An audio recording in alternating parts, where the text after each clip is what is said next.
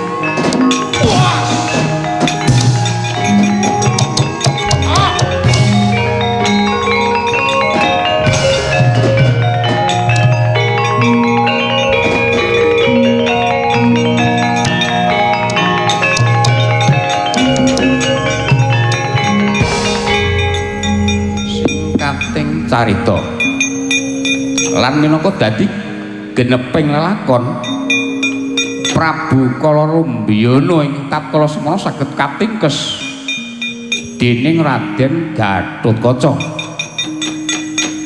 Telenging penggalih Raden Gatotkaca Gumbira Amarwata Suta rikala nggan punika ing batin kenging kinarya anyobi dayaning Aji Narantaka. Bawane Prabu Kalarumbiyana den pikut datan saged ngobah kakepruk Aji Narantaka seruh margalayu.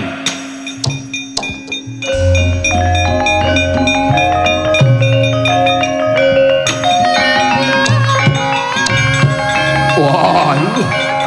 Wah. Puas.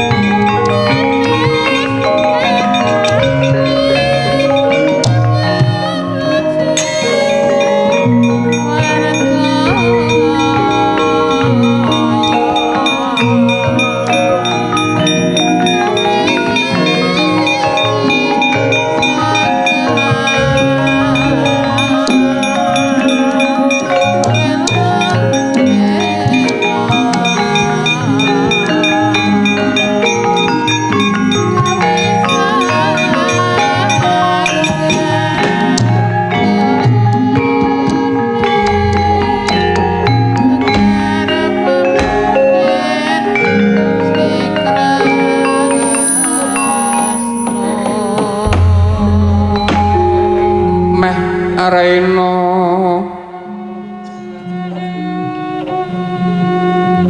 semubang Hyang Aruna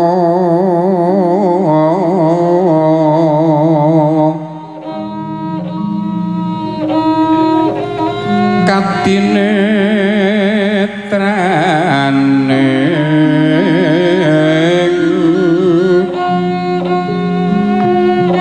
anggura sabdaning kokila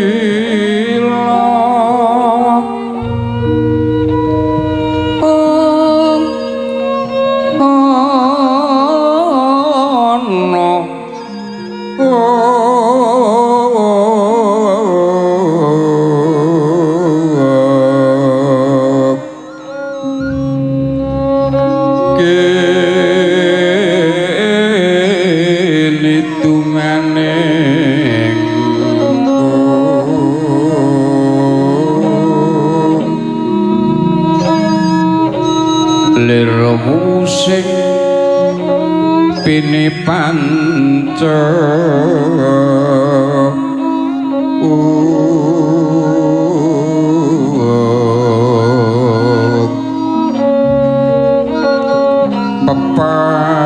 pepatoke ngayam wana pratandha wus gagat enjang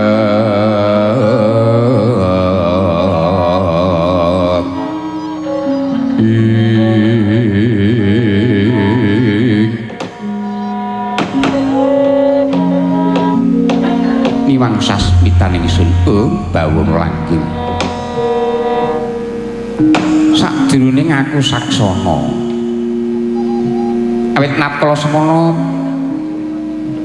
nampa ature para putra-putra Pandhawa anggone padha mesanggrah ana ing pesanggrahan Sewa Durga para putra Pandhawa padha kendang ndak newangi miling-miling kaya jangkung mider-mider angulati parandene anggonku goleki isi Gatotkaca durung bisa pinanggiya iki malah ana wanita ingkang sulistya ing warna mapan ana sadurunging tengahing alas bocah wadon jenengmu sapa menawi paduka mundhut priksa dhateng kula pun Endang Sempaniwati sapa Endang Sumpaniwati lah bocah saka ngendi Iyawon tanpa rupi kula saking pertapan Pandan Wangi kula putranipun Bapa Begawan Sempono Jati paduka sinten eladalah lawung ndak rewangi adus kringet aduh pinangkaku tanpa nyono ketemu Wanodya ayu yo diwanokake kurang pangertimu iki Nalendra Ndrawati aku Prabu Bathara Kresna dek aku senom Narayana inggih apa dados paduka menika Nalendra ingkang kondhang kaonang-onang ingkang kula pireng ingkang ngasta bawat wonten ing negari Dwaramati mekaten iya lah kok pinter bocah iki cok ndelok wayang kuwi ya kula nuwun inggih yestunipun Rama Begawan menika nate ndongeng dhateng kula Nalendra ingkang kagungan paningal sewu menika namung Nalendra Ndrawati duh kepareng kula ngaturaken sungkem pabekti kula kunjuk sinuwun niwang sasmitaning sun bawana langgeng sinunggi datang alat eladalah ya ora mokal karang sing jenenge putra Begawan utawa putra pendhita pancene ya mesti ginunggung marang pepoyaning laku utama jenengmu mau Endang Sumpanewati kula nuwun inggih sinuwun lah kowe arep tindak ana ngendi kok dadi tanpa kantha tanpa kanthi mongko kuwi iki jejering wanita apa ora wedi yen ana sato galak sato mandi mekaten sinuwun kepareng munju atur lepat nyunggung ing samudra pangaksami rikala semanten kula menika nampi sasmitaning Jawata kula saged lestantun anggen kula samangkeh anggadhahi putra turun tumurun lan ing riku mujudaken darahing kusuma kula kedah pinter lan sembodo ngladosi satriya ing prenggondaning kekasih Raden Gatotkaca sinuwun Kresna sinayeng manggelung manggruk mining cakra baskara kumiteraning astu Dewi kramane lir sagunung-gunung Oh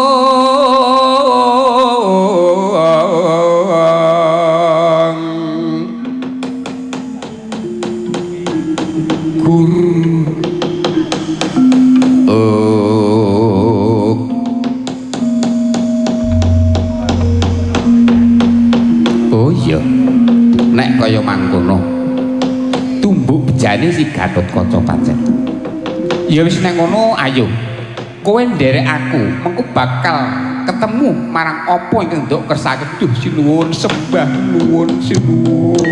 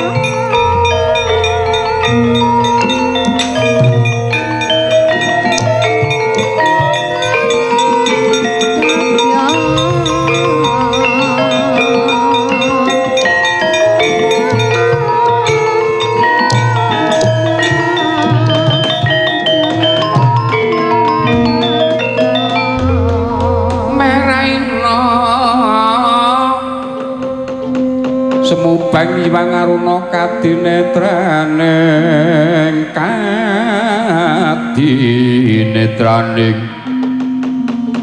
anggur apa sabdaning kukila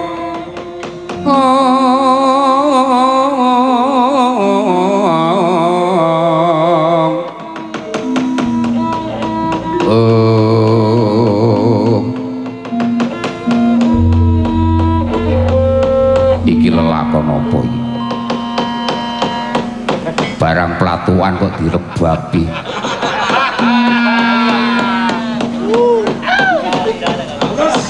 Lu kok nesu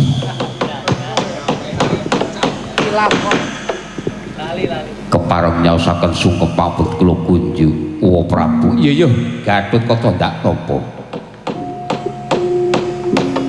pangestuku tampan ana ndi kula pundi kujimat Gatotkaca kulawa Gatotkaca ana ngendi sakwise para kadang-kadangmu munjuk atur ana ngarsane Punwa kowe mungsuh kulawan Dursala kasoran yudha banjur kowe kendang saka payudan kowe ana ngendi nggir Gatotkaca aduh sewu-sewu kalepetanipun ingkang putra mugi diagung pangaksamawa rikala sematen ingkang rai menapa ingkang putra mengsah kalian Kakang Mas Dursala iya boten kinten ingkang putra ketaman aji pamunah satru sekti kagunganipun Kang Mas Dursala iya lajeng ingkang putra boten nengket dhateng Purwadasina ngertos-ngertos kula sampun cumandha putri pertapan Pariyana dipun paringi usada dening Eyang Sita sampun dipun paringi aji pamunah satru sekti ingkang winastan aji Narantaka mekaten kok welah dalah ngono iya mangayu bagya kula wong kuwi nek bejo ora kaya wong yen to lagi bejo merga wong bejo iku mau kena dinarani nugraha kena dikandhakake wahyu lagi wae jeneng sira pinaringan aji pamunah satru sekti glu sawangen Punwa ngendika tumbuk bejamu iki ana wanodya ayu jenenge Endang Sempaniwati putrane Sang Begawan Sempana Jati ing pertapan Pandanwangi kepengin banget swita marang sliramu kaya-kaya wis pinesti saka kersaning Jawata mbok menawa pancen ing kono kinarya lantaran anggonmu bakal urip bebrayan lan tumbuk bejane amarga wanodya ayu iki mau pinanggiya marang Punwa mongko prasapa trima ngendhat tali murda yen ora bisa ngladeni sing kekasih Raden Gatotkaca kagiat risang kapirangmu rinangkul kelempet-kempet doh sang retnaning bawana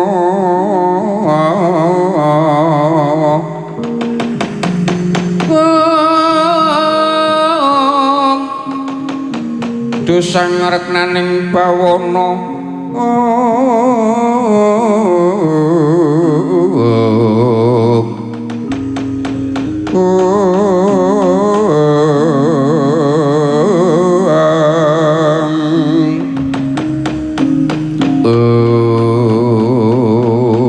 jagat Dewa Bathara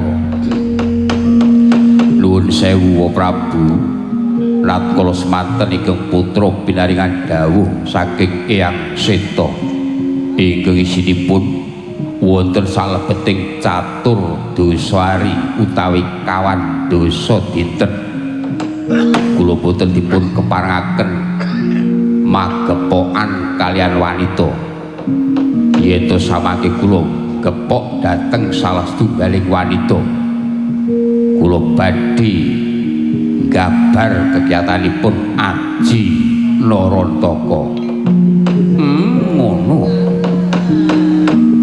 40 dina 40 bengi Nggih ngono apa? Nggih. Endang Sempani kula sinuwun. Lho, kowe krungu dhewe. Iki Raden Gatotkaca ya iki piyayine. Nanging dheweke wektu iki durung bisa nampa salah sijining wanita. Duh sinuwun. Kadring raos sing manah kula daya-daya kula saged swita wonten ngarsanipun Raden Gatotkaca sinuwun. Keparwa kula sanget mawantu-wantu nyuwun pitedah saha kalih damaripun sinuwun. Mulih kula rikalenggan punika saged swita lan ladosi dhateng Raden Gatotkaca sinuwun. Gatotkaca kula wa.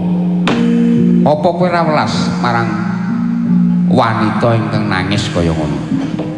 Di estunipun menika pacoban kula yen to kula mangke mboten kiyat temtunipun badhe ringkih lan daya kekiatan kula badhe mboten wonten ginanipun. Pun samenika ngeten. Gandeng Endang Sempani menika adreng anggenipun badhe swita dhateng Gatotkaca. Kula tampi. Nanging saupiripun Endang Sempani kiyat nadai dayaning Aji Narantaka. Wanodya-utama ngambar ruming kusuma.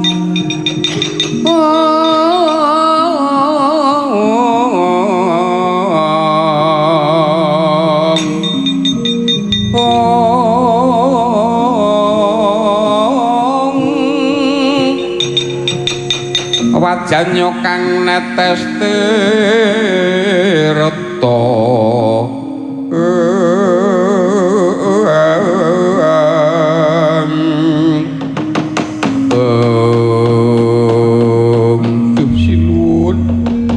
yen ngaten kersanipun Raden Gatotkaca kula sagah nampani dayaning Aji Narantaka sinuwun.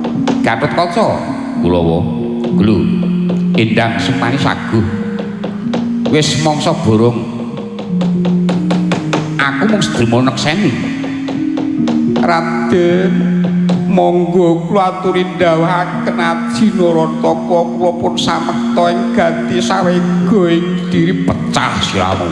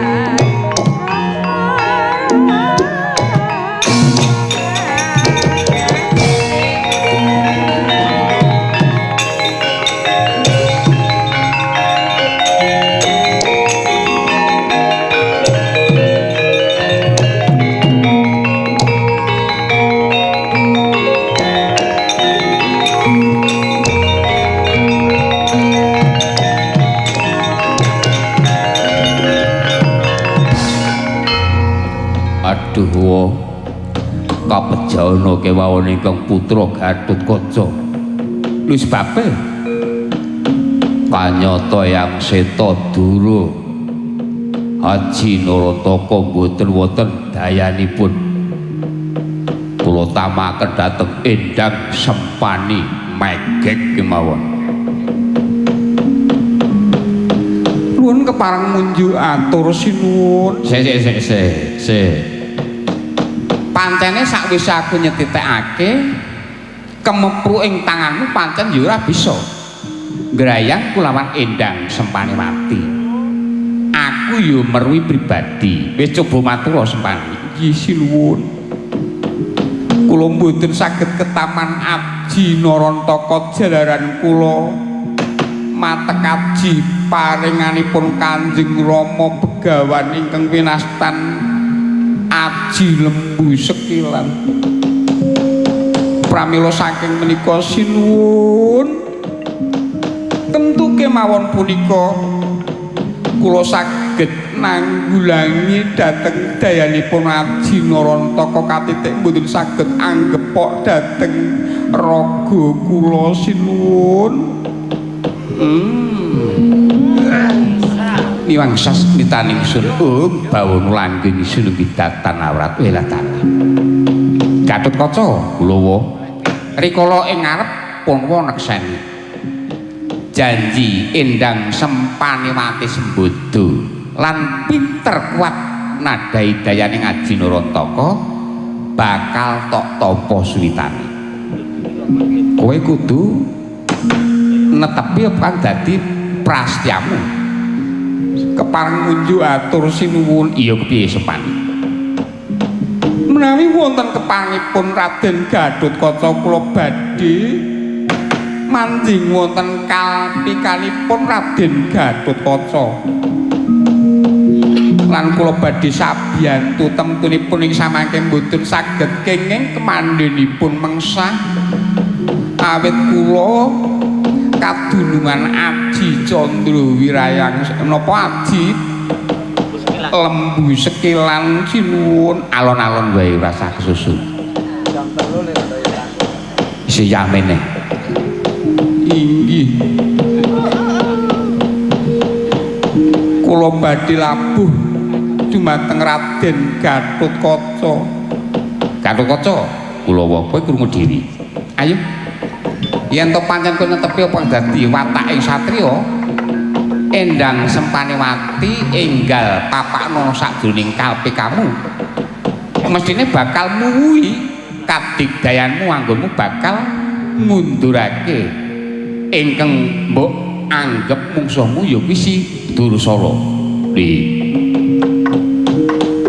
Sempani kula sinuwun sadurunge ana kedadian kowe mlebu sakjroning kalpe kowe bakal tak paringi pusaka asma Dewi Golowati.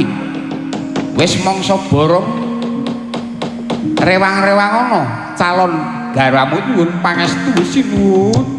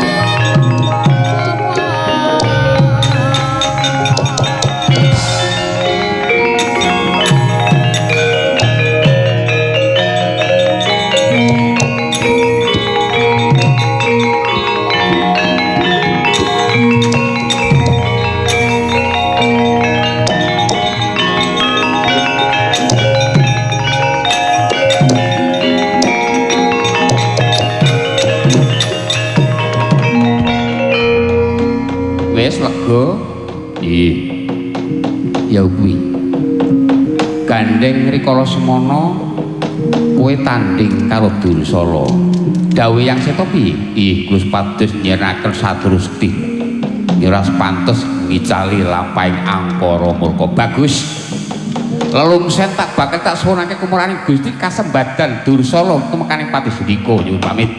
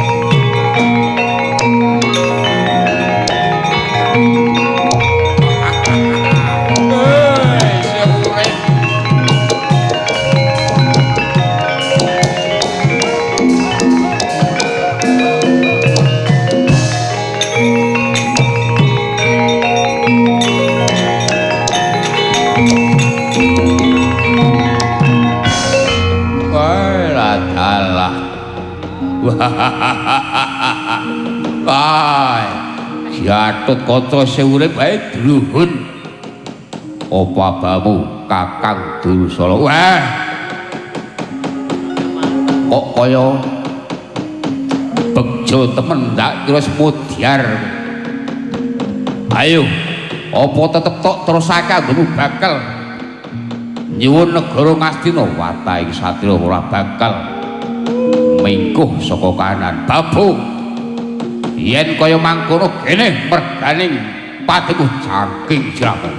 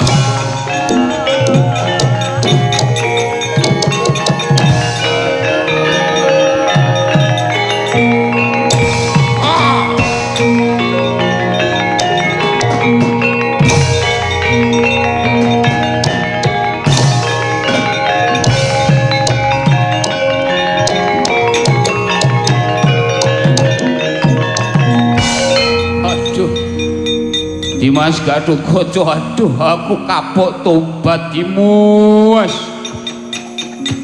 Aku aja pidhing, aduh aku njaluk urip. Bapamu Kakang Dursala utang wirang nyaur wirang. Dina iki minangka dadi prastaning atiku aku bisa nglebur jagatmu. Minangka kanggo ngurangi labuning angkara murka kacarita. Bawane Raden Dursala wis kapiting katingkes dening Dyang Gatotkaca. Noyah-nayuh Baskara Titi Mangsa. Telas tulise Raden Dursala. Dupi kakeprok Aji Narantaka. Ajur kumur-kumur kuwanane datan kena kagukup geger para Kurawa. Oh!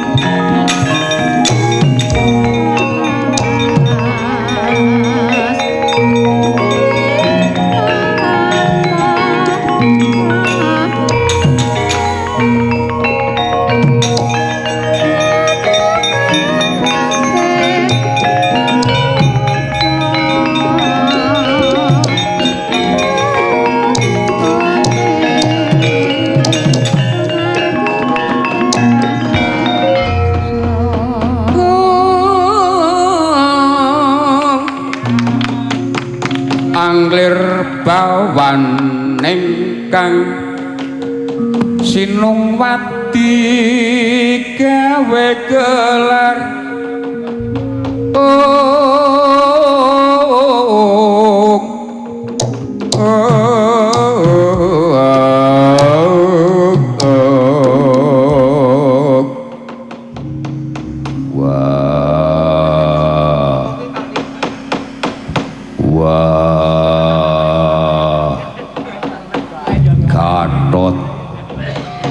lereno tot iki durung tekan mangsane Kurawa ora gelem bali lan dosa ida-ida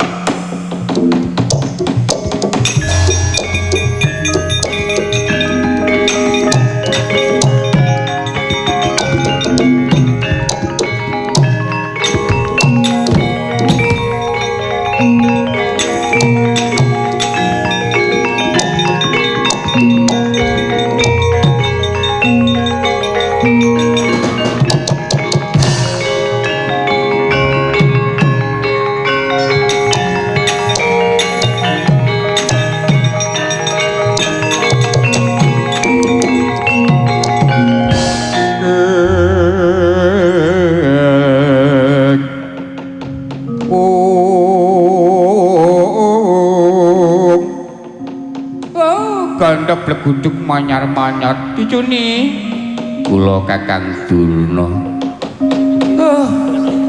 jago ingkang kula anggep ampuh digdaya tumekaning pati dicuni aduh lajeng saking kersanipun Kakang Durna kados pundi rene jago sampeyan cetha ilang kula kedhepaken alah ngerti ku nek Gatot Kaca wis modar. Agak jebul isih urip. Bali tengah dina ganti dina dipikir meneh dicuni. Wah, nggih muga.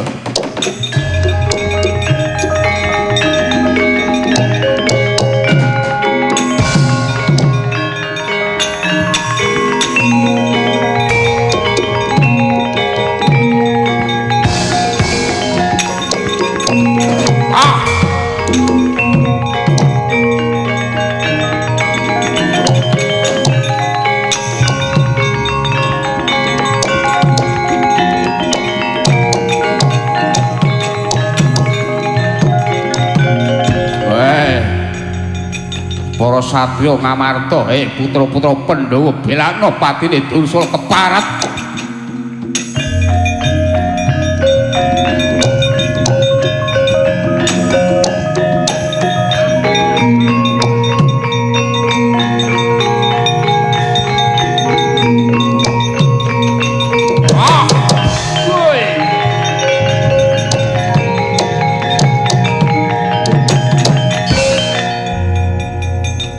kaget aku Werkudara yo belakno patine anakku Dursala tungkak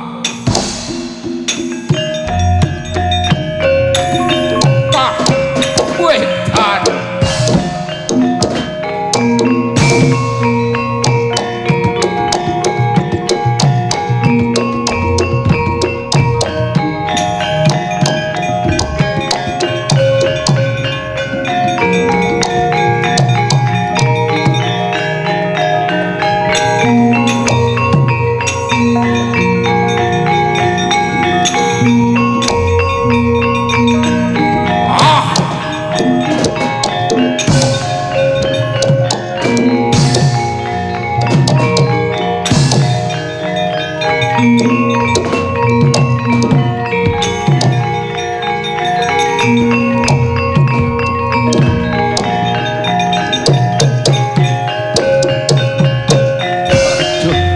Werkudara aku culna tak payu ora tak culke tak buang tiba segara tiba dakamu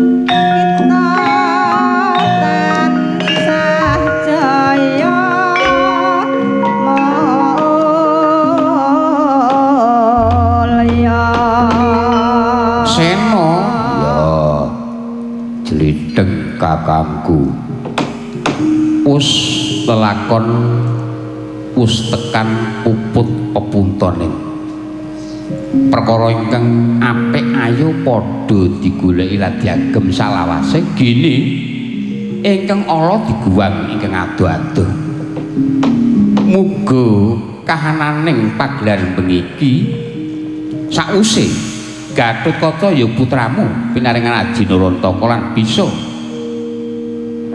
pinaringan putri ingkang minangka dadi judhu dhaup besuke muga bisa nyebawani lan ing kono bisa minangka dadi lantaraning ayeming kutha wates umume ana ing wewengkon Praga lan wengi iki mbok menawa saka purwane saka adhiku Ki Hadi Sugiarto ya dan ramil nang bulan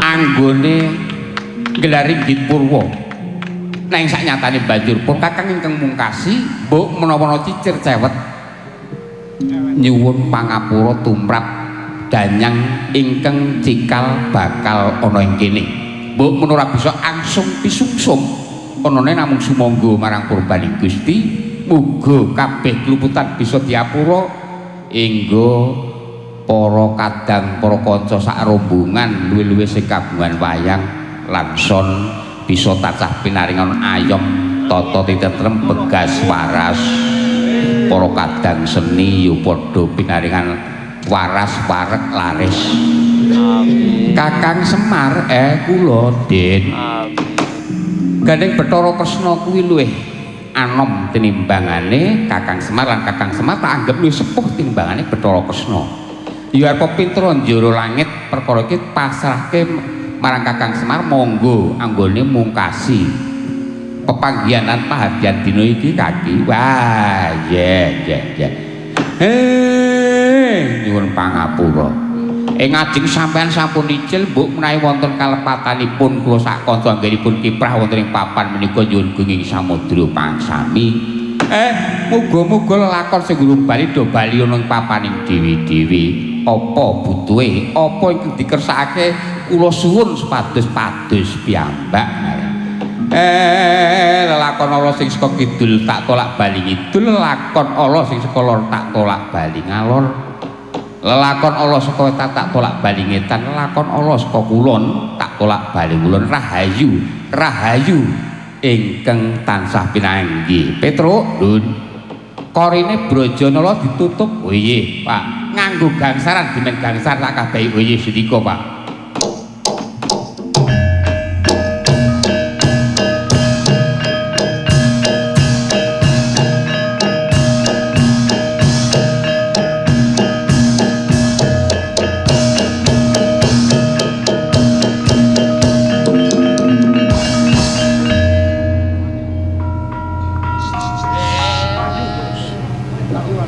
Wahyu